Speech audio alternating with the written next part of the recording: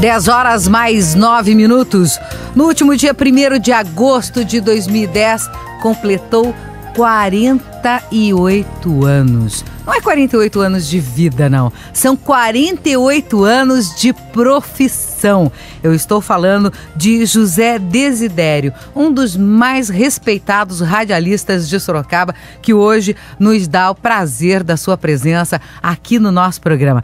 Zé Desidério, muito bom dia, muito obrigada por estar conosco nesta manhã. Bom dia, Maria Helena. A honra é toda minha de estar aqui, nessa casa que eu vim nascer. Eu estou muito feliz e honrado de estar aqui. Você, dentro da sua trajetória, começou onde? Para que o nosso ouvinte saiba um pouquinho de quem é José Desidério. Eu comecei na Rádio Vanguarda, pelas mãos do Ferraz Filho e pelo Salomão que autorizou, e eu comecei por lá no dia 1º de agosto de 1962. 1º de agosto de 1962 foi quando o Salomão deu uma credencial com essa data, então a partir daí ficou como registro de nascimento no rádio. Que beleza, né? E a partir daí também começou toda uma trajetória, né? Dentro da história do rádio sorocabano e o acompanhamento profissional, que você sempre foi uma pessoa que gostou muito de jornalismo, né? Extremamente envolvido com tudo isso, não? Eu, quando tive essa primeira oportunidade, eu imaginei, estou empregado, então tenho que fazer tudo para manter esse emprego, quer dizer, e eu levei a sério. Era aquilo que eu queria, então não queria mais nada, então eu dediquei a minha vida, sangue e suor em favor do rádio. E quando você entrou, você foi por uma necessidade ou porque você queria mesmo falar nas ondas do rádio? Eu queria falar, eu não importava se ia ganhar alguma coisa, não ia ganhar, eu ia, né? E eu acreditei que poderia dar certo, e parece-nos que o desafio foi grande, né? E parece-nos que naquela oportunidade tinha vencido o primeiro desafio, o primeiro degrau dessa caminhada, dessa escada que é infinda. Você passou por momentos históricos importantíssimos para Sorocaba, para o estado de São Paulo e também para o Brasil. Tendo começado em 1962, 64, 68, essa vida da ditadura militar foi muito forte, né? E a pressão que era feita em cima das pessoas que trabalhavam nos veículos de comunicação. Ah, sim. E nessa época o rádio era a grande força em termos de informações, e para falar noticiário em rádio tinha que ter uma autorização do Ministério da Justiça, e eu tinha essa credencial que era obrigatório, e o discotecário também tinha que enviar todas as músicas que seriam tocadas ao longo dos 30 dias dentro do que se exigia, porque tinha certas músicas que eram proibidas, Geraldo Vandré, Chico Buarque, eram proibidas de ser executadas em emissoras de rádio. E era muito difícil, ao ponto de que na época a Comercial Eletrolar fez uma propaganda nas 3 emissoras de Sorocaba, e AM, que não tinha FM ainda, de que colocou um texto assim: guerra nos preços altos, liquidação da Comercial Eletrolar. Ah, não teve dúvida. O Coronel Nardi chamou os 3 donos de rádio para explicar aquele texto e mandou que tirasse imediatamente do ar. A Cacique tinha o Zé Rubens, que era o dono, a Vanguarda com o Salomão, eles foram, e a Rádio Clube, né, que é uma fundação, é uma presidência, uma direção, e a direção, vai você lá, Zé, resolva lá, e que nós não vamos sair daqui e tal. Não tinha dimensão do tamanho daquela convocação do Coronel Nardi, que comandava a 14ª CSM, consequentemente o Exército. E aí eu fui.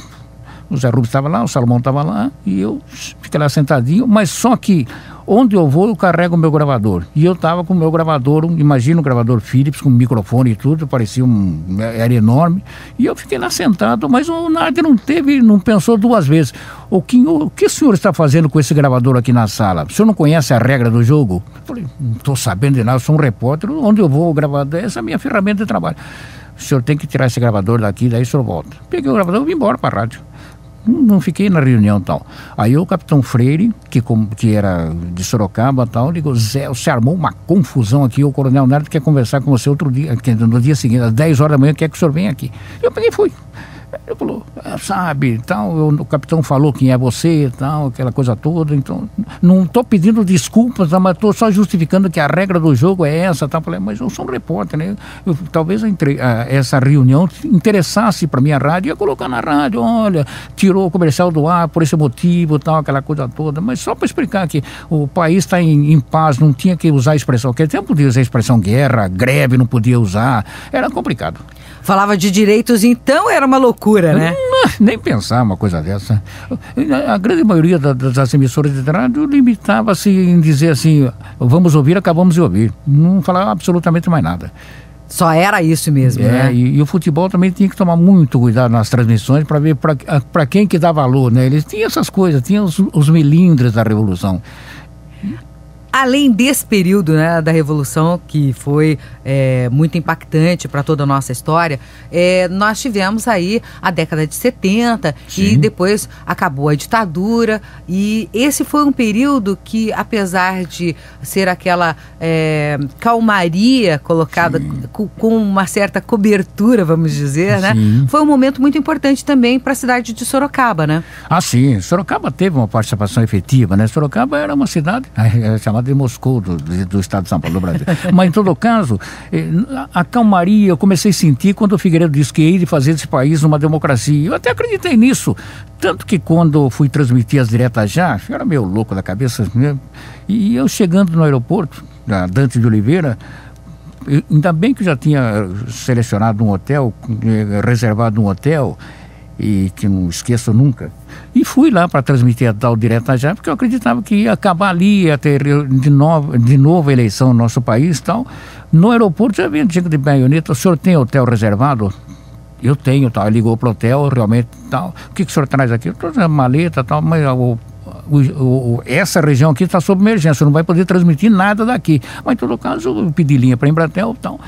E aí eu vi o que é o exercício militar naquela oportunidade dentro de Brasília, debaixo de emergência. O Figueiredo pediu para o Newton Cruz, não pode isso, não pode isso. E o pessoal não podia camiseta com direta já, e a Beth Mendes estava com a camiseta direta já e ela estava sem sutiã. E eu estava vendo aquilo, porque ia transmitir e tal, e fez tirar. Aí o camarada jogou uma blusa em cima dela, então ficou resolvido. Mas na transmissão o seu Gastão ficava gritando, Zé, para de transmitir. Não podia, eu levava lá no Dentel, isso aqui não pode. Eu falei, bom, eu vou levar fala do Teodoro. A entrevista o Sorocabana, não pode. O Nelson do Carmo, que era governista e tal. Nelson do Carmo, que é do PP, apoia o governo, não pode. Porque você não entrevista nada, não podia falar direto já. Eu pensei, como é que eu vou justificar entrar no ar aqui? O Gastão falou, desliga que estão fechando, fechou a Gazeta, fechou. Não, seu Gastão, deixa que vai até o fim. Eu vou falando só que a Rádio Clube está aqui em Brasília, né? Daqui a pouco eu transmito um futebol aqui, qualquer coisa. Não, mas pelo amor de Deus, estão fechando. Aí rapidamente eu peguei, ia no Dentel, falei, eu fiz um texto assim, sou patrocínio do tal, 5 empresas que patrocinaram, tal, estamos aqui em Brasília. Isso pode. Nisso pode, eu ficava falando só isso, quer dizer, para justificar para os patrocinadores que realmente estavam em Brasília e debaixo de um canhão, um baioneta de abacate. Foi fantástico, foi maravilhoso, um momento que eu vi de perto. No dia seguinte eu comprei os jornais da época, né, do dia, e as manchetes coincidiram, foi um dia de cão, e foi um dia de cão. Dentro dessas curiosidades, né, vividas por você no rádio sorocabano, você teve a oportunidade de entrevistar o presidente Figueiredo. Você falou, sim, e eu me recordo que ele esteve aqui na Faculdade de Filosofia, Ciências e Letras, que foi a célula inicial da Uniso, né? Sim. Ele esteve aqui em Sorocaba quando ele fez o seu governo itinerante, não é isso? Sim, teve na Faculdade de Filosofia aqui no Monteiro Lobato. Esteve aqui, almoçou aqui e tal, aquela coisa toda. E eu... Pelo menos uma pergunta eu fiz, porque eu tenho um detalhe, não. Eu tenho por mania e corro o risco de perder a entrevista, que eu não participo de coletiva. Eu não participo de corro o risco, pode estar quem for lá, Roberto Carlos, Pelé, aquela coisa toda, presidente da República, governador e tal. Acabou a coletiva, eu arrisco fazer uma pergunta. Normalmente a gente recebe o conteúdo revelado e não faz, mas dificilmente eu perco uma entrevista assim, né? Eu corro esse risco. E o Figueiredo, eu fiz, quando ele estava aqui no Monteiro Lobato, fiz uma pergunta para ele, entrevistei e tal, mas o mais interessante do Figueiredo foi quando eu fui convidado, quando o Senac, ele era para vir para Sorocaba e tal, e o Flores me convidou para ir para São Paulo na posse do presidente da Associação Comercial, e o Figueiredo estava lá. E eu estava com o gravadorzinho no bolso. Quando o Figueiredo veio me cumprimentar como convidado, então tinha a credencial, assim, aquela coisa toda, e eu tenho o gravadorzinho desse tamanhozinho. Presidente, o senhor está gostando da festa? Daqui a pouco uma mão grudou assim na minha mão, moeu o gravador, que era o cara da segurança. Eu tive que elogiar esse cara, porque a velocidade dele, não sei de onde ele surgiu, que só tinha gente... nem como ele viu, né? Como ele viu também, um gravador desse tamanhozinho, e o Figueiredo me abraçando e tal, a mão chegou e quebrou o gravador. Foi fantástico. Eu tive que admirar, quer dizer, eu só fiz a pergunta, mas o Figueiredo só falou assim, daqui a pouco a gente se fala. Isso já foi tirado dali. Está certo a segurança, né? Você podia ser um revólver. Ele estava fazendo o papel dele, né? Afinal de contas, você estava com o presidente da República. Sim, é segurança, né? Mas dentro de toda essa história, né? Você, além de ter passado por todos esses momentos, dentro das rádios aqui de Sorocaba, teve um papel muito importante, porque você também foi responsável pelo departamento de jornalismo da Rádio Ipanema, com o atual assessor especial do governador do estado, Flávio Chaves, o doutor Benedito Pagliato também, né? Certo. E colocou o jornalismo no ar com grande pompa, não foi mesmo? Foi algo monumental para o rádio de Sorocaba, foi uma evolução para o rádio de Sorocaba, né? Eu tinha 23 anos de rádio clube, né? Então fazia aquela loucura, o Rádio Ipanema, Rádio Clube. Um dia o seu Gastão olhou na minha cara e falou, você vai morrer. Você não vai aguentar esse ritmo tal, aquela coisa toda. Acho melhor você escolher o que você vai fazer. Já pensou, 23 anos, eu vou aceitar esse desafio da Rádio Ipanema, vou ficar lá então. E fiquei lá, mas pouco tempo, já saí logo também. E aí foi algo fantástico. Ao ponto do Benedito estava chegando a Aliança Paulista, que o Benedito falou, Zé, eu não quero perder para... A TV Aliança Paulista, né? Para as pessoas lembrarem, isso, né? E eu não quero perder no jornalismo para a TV Globo. Eu falei, não, nós temos que abastecer a TV Globo aqui de informação, nós temos que estar com as informações, porque aquele tempo, caída de secretário era uma coisa monumental. E o Pagliato tinha um detalhe muito importante. Ele não almoçava sem que eu estivesse lá com ele almoçando, porque ele queria saber absolutamente tudo que estava acontecendo na cidade. Todos os detalhes. Isso, porque ele não queria ficar desinformado. Ele chegava numa reunião, por exemplo, sabe o que aconteceu, tal? O Zé foi na Rádio Cruzeiro do Sul conversar com a Maria Helena. Ele queria saber antes. Claro que eu estou sabendo, a Maria Helena estava de preto, estava lá o Andrade e tal, conversando. Ele queria saber tudo que estava sabendo acontecendo na cidade. Ele podia não ficar um homem desinformado, porque não tinha sentido um cara que tinha um empresário que tinha uma rádio e que não tivesse as informações.